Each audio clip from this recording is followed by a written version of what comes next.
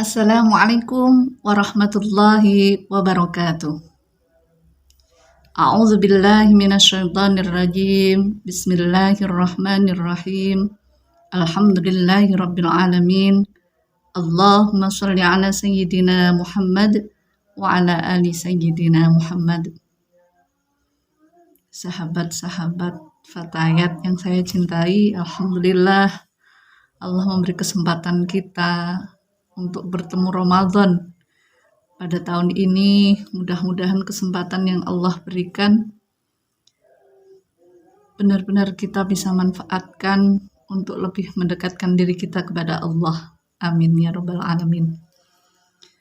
Pertama kalinya tiada sepatah kata pun yang patut kita ucapkan selain ungkapan terima kasih kepada Allah atas segala nikmat, segala kesempatan yang diberikan kepada kita, sehingga kita masih bisa menambah amal sampai saat ini. Allah masih memberikan umur kita hingga saat ini. Mudah-mudahan umur yang diberikan Allah ini adalah umur usia yang membawa kemanfaatan, barokah fid dini wad dunya wal akhirah. Amin ya rabbal alamin. Sholawat serta salam kita aturkan kepada Nabi Muhammad sallallahu alaihi wasallam. Mudah-mudahan kita semua, keluarga kita semua mendapatkan syafaat Kanjeng Nabi Muhammad sallallahu alaihi wasallam min hadhihi sa'ah ila yaumil qiyamah. Amin ya rabbal alamin. Sahabat-sahabat, bagaimana kabarnya semuanya?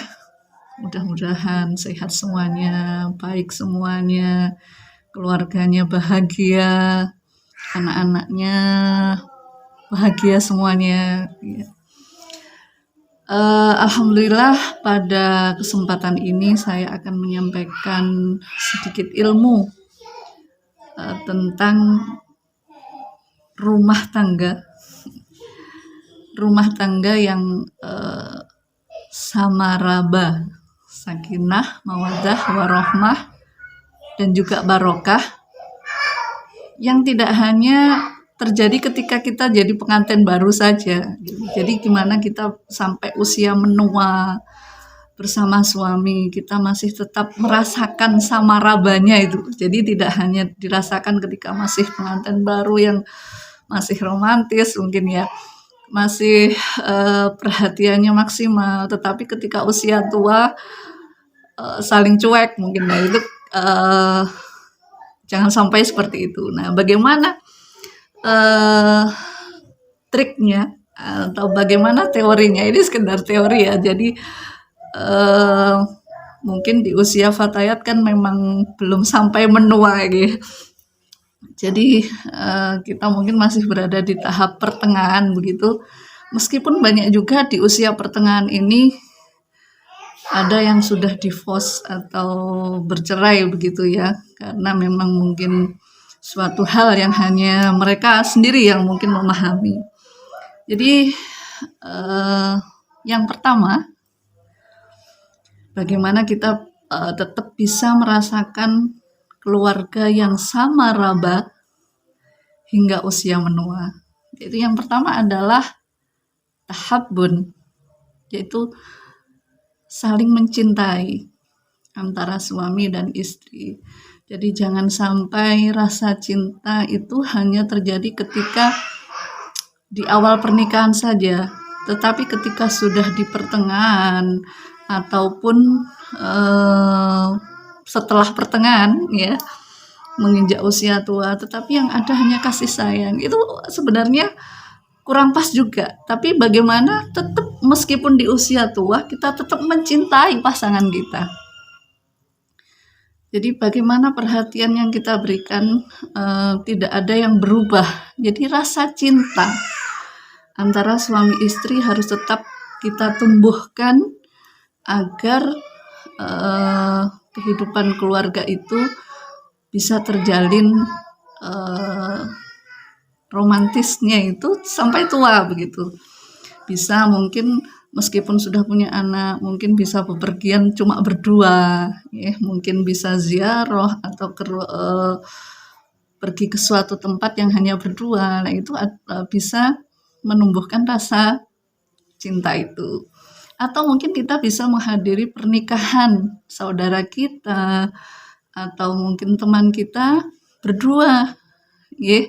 Jadi kita menyaksikan pengantinnya, mendengarkan tausiahnya, mauidhah hasanahnya berdua dengan suami, itu bisa menumbuhkan kembali rasa cinta antara suami dan istri.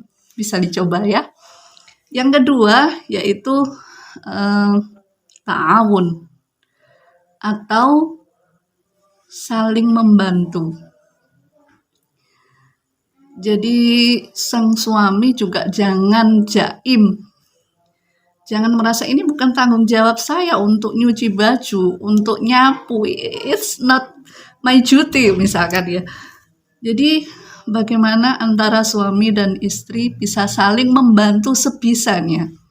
Ketika mungkin si istri punya penghasilan, padahal sebenarnya urusan nafkah itu kan urusan suami. Tetapi istri ketika mungkin Allah menitipkan kemampuan untuk dititipkan rezeki padanya, kemudian dia memberikannya untuk mungkin sekolah anaknya, mungkin untuk membantu perekonomian keluarga. Nah, itu harus tetap terjalin. Jadi apa sing enek begitu ya. Apa sing iso antara suami dan istri ini bisa saling berkolaborasi untuk saling melengkapi. Jadi selain sesuatu yang bersifat kodrati ya, misalkan kalau perempuan memang harus melahirkan ya misalkan, atau laki-laki memang karena tenaganya mungkin lebih kuat daripada perempuan, akhirnya tanggung jawab memberikan nafkah itu adalah berada di pihak laki-laki misalkan seperti itu. Tapi untuk urusan rumah tangga misalkan mengurus anak atau mungkin belanja ya, itu kan siapa saja yang bisa, siapa saja yang bisa melakukannya begitu. Jadi saling tolong menolong antara istri dan suami. Jangan sampai kita beranggapan, oh sebenarnya ini bukan tugas saya, misalkan seperti itu. Tapi bagaimana kita bisa mempertahankan rumah tangga kita itu untuk terus berjalan dengan saling membantu antara satu dan lainnya. Yang ketiga yaitu tasyawur atau saling bermusyawarah. Jadi ketika kita memutuskan suatu hal, baik istri ataupun suami, haruslah saling berkomunikasi. Jangan sampai diem-dieman aja, jangan sampai ini urusanku, kamu nggak usah ikut-ikutan misalkan ya, wes urusanmu silahkan kamu urus dan saya urusi urusan saya. Jangan seperti itu. Segala sesuatu yang mencakup kehidupan keluarga adalah tanggung jawab bersama dan itu harus dibicarakan bersama. Ketika dari awal kita biasakan seperti itu, maka insya Allah hingga akhir usia pun, hingga usia menua pun, tradisi untuk saling bermusyawarah itu tetap terus berjalan. Ya, misalkan memutuskan di mana anak kita akan sekolah, di mana anak kita akan mondok, ketika akan memutuskan untuk membuat rumah, modelnya bagaimana, ya itu. Kalau kita saling berkomunikasi kan hasilnya juga akan lebih saling bisa diterima, bukan oh sebenarnya aku gak srek ini misalkan dengan keputusan suami, tetapi ketika kita terbiasa untuk saling bermusyawarah, berkomunikasi, insya Allah akan lebih bisa membangun keluarga itu untuk terus sakinah, untuk terus tercipta samaraba itu hingga usia menua. Jadi tidak hanya di ketika baru saja jadi pengantin, tapi setelah di usia pertengahan ataupun hingga usia menua tetap bisa menjadi keluarga yang samaraba. Dan yang terakhir, yang nomor 4 adalah tasamuh atau saling tepo seliro gitu ya kalau bahasa Jawanya.